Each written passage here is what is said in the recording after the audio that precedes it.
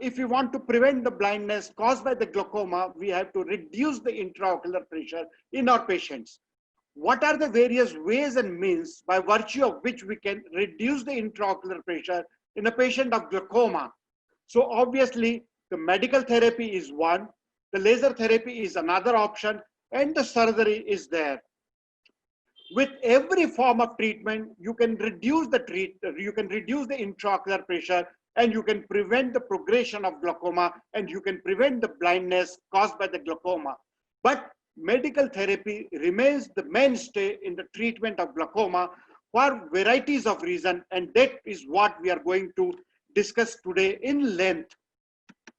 So when we have decided to treat a patient of glaucoma, that means that we have decided to lower the intraocular pressure.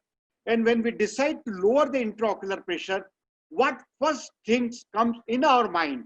That we have to set the target pressure for our patient. Say, for example, if I have a patient of glaucoma who has an intraocular pressure of 25, then how would I set the target pressure? That we need to discuss first, and then only we can try to achieve the target pressure. So this schematic diagram tells you that the intraocular pressure, the target intraocular pressure would be lower in some of the patient and would be higher, would be kept little on the higher side in some of the patient. So where the target intraocular pressure will be kept on the higher side will be those patients who have early damage, who have a short life expectancy, and so on and so forth. And on the other side, if we have a young patient who have a very long life ahead, who is a very fast progressor, who has an additional risk factor, who has a very advanced damage, in these group of patients, we have to set a very low target pressure. Sometimes it goes as low as in single digit.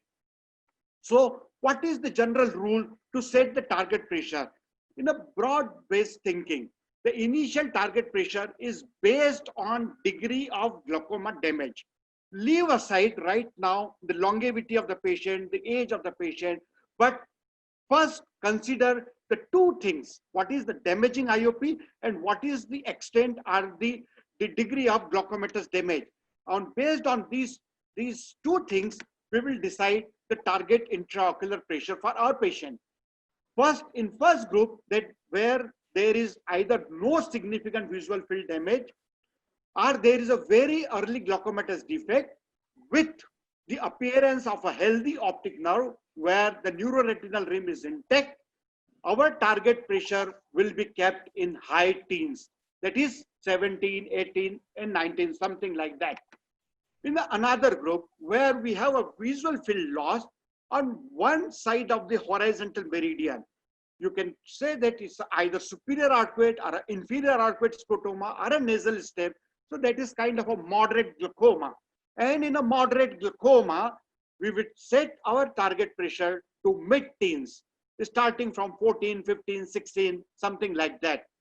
And if you have a very advanced glaucoma where there is a split fixation and there is a temporal island of the vision left, or both the side of horizontal meridian are involved, then our target pressure definitely will be less than 12 millimeter of mercury.